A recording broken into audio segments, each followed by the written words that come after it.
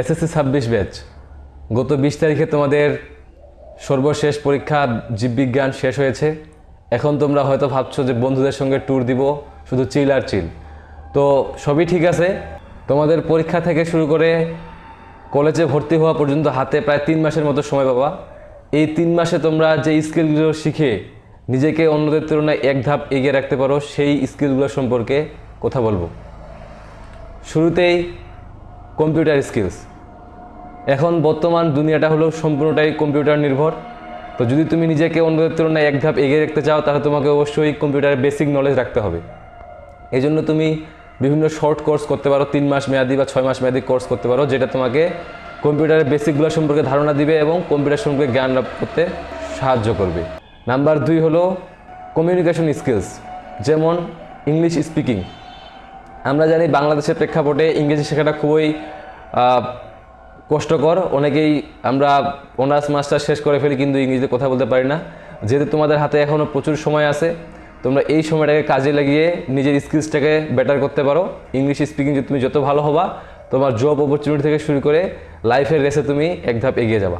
Number 3, coding বা WordPress শেখা। অনেকে এই সময়টায় কোডিং শিখতে পারো, যেমন HTML, CSS, জাভাস্ক্রিপ্ট এগুলো শিখতে পারো, অথবা তোমরা ওয়ার্ডপ্রেস শিখতে পারো। ওয়ার্ডপ্রেস বর্তমানে অধিকাংশ ওয়েবসাইট এটাতে তৈরি করা হয়। এটা যদি তুমি শিখো, 3 মাসের মধ্যেই কভার করে ফেলা সম্ভব। এটা তোমার জব লাইফকে এবং ইন্টায়ার লাইফকে একটা নতুন দিগন্তের দিকে নিয়ে যাবে। তাই তুমি ওয়ার্ডপ্রেস শিখতে পারো। নাম্বার 4, হ্যান্ড রাইটিং বা ক্যালিগ্রাফি শেখা। তোমরা ইচ্ছে করলে সুন্দর হাতের লেখা শিখতে পারো, অথবা ক্যালিগ্রাফি শিখতে পারো। গত জুলাই আন্দোলনে দেখলাম যে বিভিন্ন জায়গায় অনেক ধরনের গ্রাফিতি তৈরি করা হয়েছিল, ক্যালিগ্রাফি তৈরি করা হয়েছিল। এগুলো কেউ না কেউ তো করছে, তারা শিখছে। তোমরা এটা শিখতে পারো, এটা একটা অনন্য স্কিল। পাশাপাশি তোমরা ইচ্ছে করলে সুন্দর হাতের লেখা শিখতে পারো, যেটা তোমাকে ভবিষ্যৎ জীবনে অনেকটা এগিয়ে রাখবে।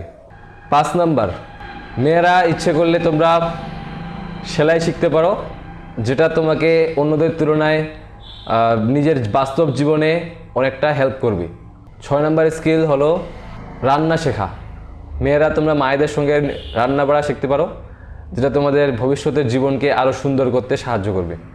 এবং সর্বশেষ 7 নাম্বারে যে স্কিলসটার কথা বলবো, সেটা হলো বই পড়া।